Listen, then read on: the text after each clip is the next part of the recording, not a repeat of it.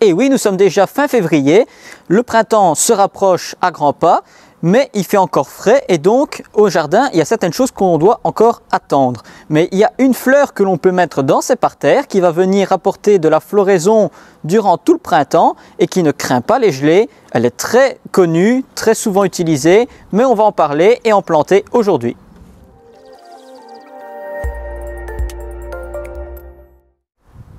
Bonjour à tous, je suis ravi de vous retrouver dans cette vidéo qui va donc parler de certaines fleurs que l'on peut mettre dans le parterre au début du printemps.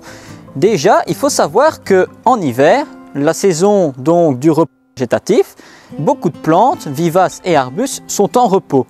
Je le répète toujours, il y a des plantes que l'on peut mettre maintenant durant tout l'hiver qui vont venir décorer votre parterre, le fleurir, moment où on va pouvoir mettre les plantes dites annuelles qui fleurissent tout l'été.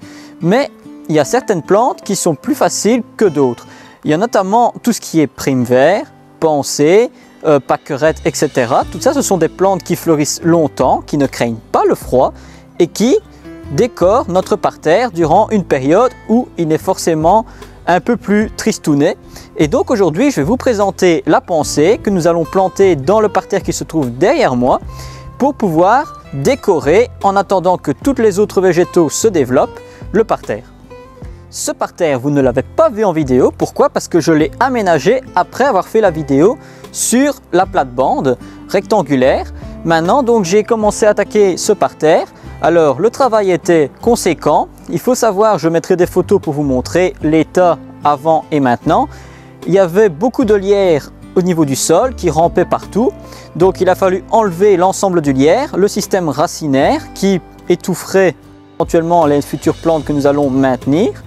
Mais alors surtout, il y a un érable au coin du petit parterre qui lui, au niveau du sol, a pris énormément de place, surtout au niveau de ses racines.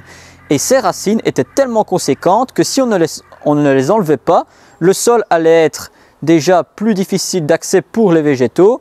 Pour la plantation, ce serait beaucoup plus compliqué. Mais alors le plus important, c'est que l'arbre aurait pris les matières nutritives que les plantes que l'on va planter auraient eu besoin aussi. Donc on a fait un entretien en surface et on a fait aussi un entretien au niveau du sol, au niveau de ce qui se passe sous terre. On a enlevé une partie des racines, on a bien sûr laissé des racines principales pour qu'ils puissent continuer à se développer, mais ces arbres-là généralement ont des racines qui se concentrent autour de l'arbre. Donc même si on supprime une partie des racines, ce n'est pas un problème. Il ne va pas dépérir pour autant. L'arrière du parterre n'est pas encore planté et nous allons le planter justement avec des pensées. Donc maintenant, je vais vous montrer les couleurs que j'ai choisies. Avant de montrer les couleurs que j'ai choisies, je tiens quand même à rappeler que les pensées sont des plantes dites bisannuelles, ce qui signifie qu'elles font leur cycle végétatif sur 2 ans. Contrairement à une vivace, elle disparaît chaque année, mais elle revient année après année. Ici, sur 2 ans, après, elle dépérit. Elle favorise son système végétatif la première année, quand on la sème en septembre, août-septembre. Après quoi, elle commence à faire des petites floraisons pour le début de l'hiver. En hiver, elle stoppe sa croissance car elle est au repos végétatif. Et au printemps, elle explose littéralement au niveau du végétal, mais aussi au niveau de la floraison pour apporter beaucoup de couleurs au début du printemps. Elle ne craint pas du tout le froid, donc c'est une plante idéale pour le printemps. Après, pourquoi le jaune? Tout simplement parce qu'en hiver, il fait gris, il n'y a pas beaucoup de soleil, les jours raccourcissent, donc le jaune va apporter justement la couleur du soleil qui nous manque tant au printemps. Après, pour trancher, nous avons choisi la couleur jaune et bleu. Ça va venir adoucir un peu le jaune trop agressif de la pensée d'avant. Et en même temps, ça va apporter un peu de délicatesse et aussi rappeler la couleur du ciel, donc le bleu ciel. Et donc ça va venir en association. Après, il y a aussi du rose dans le parterre qui se trouve derrière moi. Donc, j'ai choisi des pensées à bicolore, blanc et rose. Car il y a un peu de blanc aussi dans le parterre, mais comme il est plus subtil, j'ai voulu l'intégrer dans les pensées, mais subtilement aussi. Et notamment par les jacinthes qui sont présentes. Après, pour les zones sombres, comme par exemple en dessous d'un arbre ou à l'ombre de quelque chose, on peut mettre des bleus. Alors les bleus, ça va ressortir davantage si vous les mettez à l'ombre. Et encore plus si vous les associez avec des bicolores bleu et jaune. Vous allez rappeler le bleu, mais en même temps faire ressortir avec du jaune. Donc celles-là, on va les associer.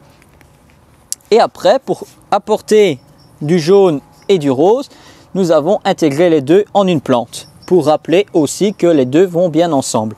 Maintenant que nous avons vu les plantes que nous allons mettre dans le parterre, nous allons maintenant les disposer et après la plantation.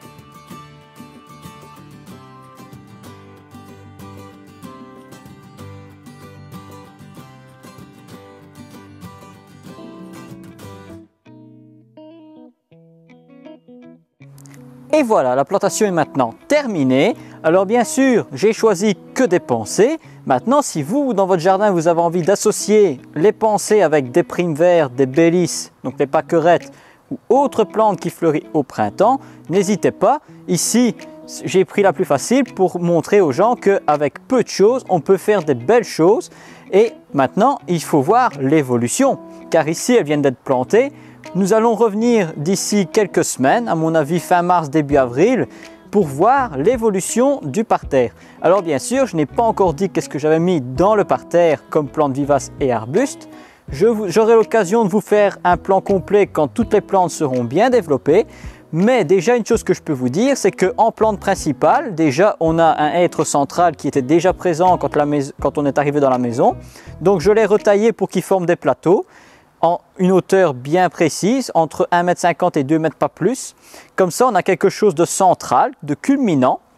Après, aux alentours, j'ai principalement mis des rosiers de différentes couleurs, de différentes formes. Donc ça, je vous montrerai aussi quand ils seront en pleine floraison. Et alors, des plantes vivaces, bien sûr. Donc des vivaces qui fleurissent maintenant en hiver, donc comme une hellebore. Il y a aussi des liliums, donc les lys que je vous avais montré en vidéo. Nous n'avions pas su mettre tout dans le parterre de la maison, donc le reste a été mis là. Et alors bien sûr il y a aussi des glaïeuls et d'autres choses que je m'empresserai de vous montrer quand tout sera bien développé. D'ici là, j'espère que cette petite présentation vous a plu. N'hésitez pas en commentaire à nous laisser des questions ou alors vos retours. Et avant de nous quitter, nous allons donc passer à la question verte. Une question qui revient souvent en cette période, c'est peut-on encore planter des bulbes de printemps, style tulipe, jonquille, narcisse, etc. Eh bien non, car nous sommes déjà fin février. Alors dans certaines jardineries, certains commerçants vendent encore des bulbes en promotion car ce sont les fins de stock. Ils les vendent maintenant. Il faut savoir que généralement, certains bulbes, quand vous les achetez, ils sont peut-être déjà pourris. Donc quand vous les achetez, si vous les achetez, faites attention de vérifier qu'ils ne sont pas pourris. C'est la première chose. La deuxième chose, si vous voyez que dans le sachet, il est déjà en train de végéter et qu'il y a des feuilles partout, ce n'est pas la peine de le prendre car il va avoir du mal à reprendre et vous n'aurez pas de fleurs cette année-là. Et alors aussi, comme c'est la période où ils sont censés débourrer et pousser, si vous les plantez maintenant, soit vous allez avoir un grand retard au niveau du développement, ou alors la plante ne va pas reprendre du tout. Donc quand vous achetez vos bulbes pour le printemps, donc jonquilles, tulipes, etc., ça s'achète non pas en janvier, février, mais bien entendu au mois de novembre, décembre, dernière limite. Donc voilà, j'espère que cette réponse vous convient. N'hésitez pas à nous laisser des questions afin que l'on puisse y répondre en vidéo. J'en profite pour vous dire de ne pas oublier de vous abonner à YouTube et à Facebook si ce n'est pas encore fait et à partager autour de vous. Et n'oubliez pas, le jardinage n'est pas une corvée, un retour aux sources.